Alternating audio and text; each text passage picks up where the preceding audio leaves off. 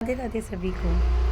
आज का दिन पितृपक्ष की अमावस्या का दिन है, यानी कि हमारे सभी के पितरों का इस धरती पर आखिरी दिन।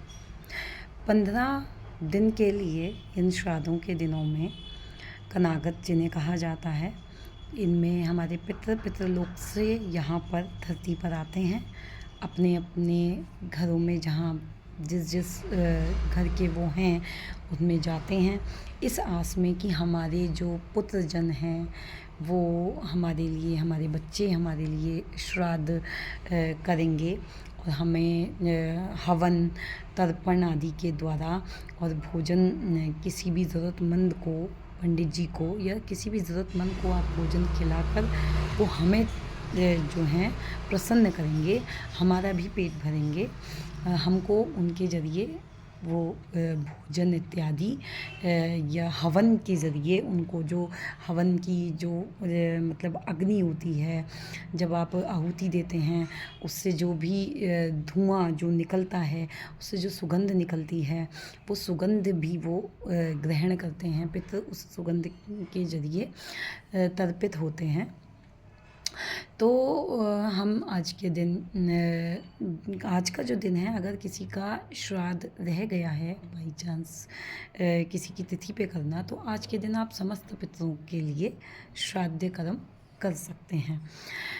तो ये है कि आज के दिन फिर हम प्रार्थना भी करते हैं कि सभी समस्त पितर जो हैं, जब वो इस हमारे घर से आज के दिन जाएं तो वो हमको खुश रहने का आशीर्वाद देकर जाएं। तो हमको ये बात बोलनी चाहिए कि खुश सुख समृद्धि के साथ साथ हमें ये बात कहनी चाहिए कि हमको भक्ति का आशीर्वाद देकर जाएं। और समस्त पितृजनों के लिए भी हमें प्रार्थना करनी चाहिए कि वो भी प्रभु का नाम ले सकें। उनके लिए हमें नाम जाप करके प्रभु के चरणों में समर्पित करना चाहिए। सबसे बड़ा दान, सबसे बड़ी चीज़ जो आप पितरों को दे सकते हैं वो नाम दान ही है। आप नाम जाप करके उन्हें दीजिए। देखिए, खाना वगैरह जो भी आप देंगे वो करना ही चाहिए, और इसी से आप किसी ज़रूरतमंद की मदद, किसी ज़रूरतमंद का पेट भी भर सकते हो।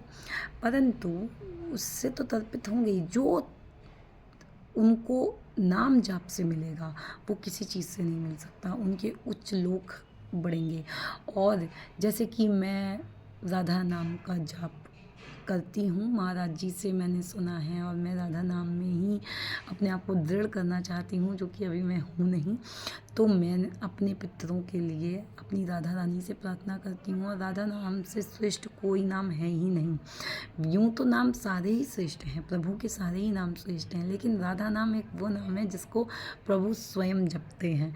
तो इस नाम से, तो जो अगर आप ये नाम जप के प्रभु के चरणों में समर्पित करके पितरों के लिए प्रार्थना करेंगे, तो पितर फिर पितृलोक में ना रह कर, जब उनको क्या मुक्ति भी क्या होती है, राधा रानी के सामने तो मुक्ति भी पानी भरती है। ये समझ लीजिए कि उनको जो है उच्च स्थान, मतलब उच्च लोक और किसी लोक में जाने की आवश्यकता नहीं पड़ेगी। सीधा राधा रानी अपने चरणों में स्थान देंगी। आप ये प्रार्थना कीजिए राधा रानी से कि आपके घर के समस्त पितरों को वो अपने चरणों में स्थान दें। उनके लिए जाप कीजिए, जाप करके आप पितरों को तर्पित कीजिए। इसका मतलब ये नहीं है कि आप किसी को खाना ना नहीं खिलाएं, हवन ना करें, तर्पण ना करें, इसका मतलब ये नहीं है। लेकिन इन सब के बहुत ज़्यादा नियमों में आप ना बंधे, कि आप इतने नियमों में बंध जाएं कि इतना ज़्यादा नियम हो जाए। नियम होना बहुत ज़रूरी है कि आपकी भावना ही कहीं खो जाए, क्योंकि भाव सबसे ज़्यादा ज़रूरी है। अगर आपका भाव है कि आप पितरों को तर्पण करें, उनको तर्पित करें, तो वो सबसे ज़्यादा ज़रूरी है। और वो भाव किस दिशा में जा रहा है, ठीक है। पितर खुश तभी होते हैं, सबसे ज़्यादा खुश तभी होते हैं जब घर के अंदर भजन कीर्तन होता है, क्योंकि उनको मुक्ति के लिए, उनको उच्च लोक में जाने के लिए भजन कीर्तन की ज़रूरत होती है। और अगर उनके बच्चे, उनके खुद के बच्चे, उनके पोते, उनके पोती, उनके मतलब और आगे की पीढ़ियाँ अगर भजन में, कीर्तन में, प्रभु की सेवा में लगी हुई हैं, तो वो बहुत ज़्यादा खुश होते हैं, बहुत ज़्यादा खुश होते हैं। तो इसलिए हमको प्रभु का नाम जाप करना चाहिए, वो समर्पित करना चाहिए प्रभु के चरणों में और प्रार्थना करनी चाहिए अपने पितृजनों के लिए। और पितृजनों से भी कहना चाहिए कि आप राधा नाम का, आप प्रभु के नाम का जाप करो और सदैव हमें आशीर्वाद दे के जाओ भक्ति का, क्योंकि अगर जीवन में भक्ति होगी तो और कुछ ना भी हो तो चलेगा, मगर सब कुछ होकर अगर भक्ति नहीं है तो सदैव आप बीमारियों में, तकलीफ़ों में, किसी न किसी घाटे में, किसी न किसी परेशानी में आप जीवन उपरांत इन सब चीज़ों में लगे रहेंगे।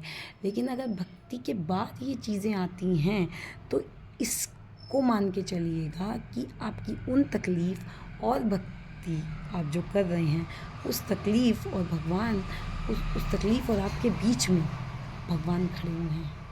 वो तकलीफ़ें सिर्फ तकलीफ़ें नहीं हैं, वो आपकी परीक्षा है, वो आपके सारे कर्मों का एक साथ परेशानी के रूप में जो आ रहा है वो ऐसा निचोड़ है जो कि आपको इस जन्म और मृत्यु के बंधन से सदैव के लिए मुक्त कर देगा। कभी आपको आना नहीं पड़ेगा और कभी भी किसी का बुरा ना करें। मन में बहुत कुछ बुरा आता है, इतनी आसानी से मन नहीं धुलता है, और जिससे मन धुलता है वो राधा नाम मतलब प्रभु का नाम है। उसी से आप अपने मन की, इस प्रभु के नाम के साबुन से घिस घिस कर अपने मन की सफाई कीजिए और सदैव राधे राधे जपिए। मेरा तो बस यही कहना है। अपने शरीर की साज सज्जा ठीक है कीजिए, परंतु आप अपने मन की साज सज्जा कीजिए। जब आप अपने मन को सजाएंगे ना प्रभु के नाम के फूलों से, तो आपका शरीर खुद ब खुद बहुत सुंदर लगने लगेगा।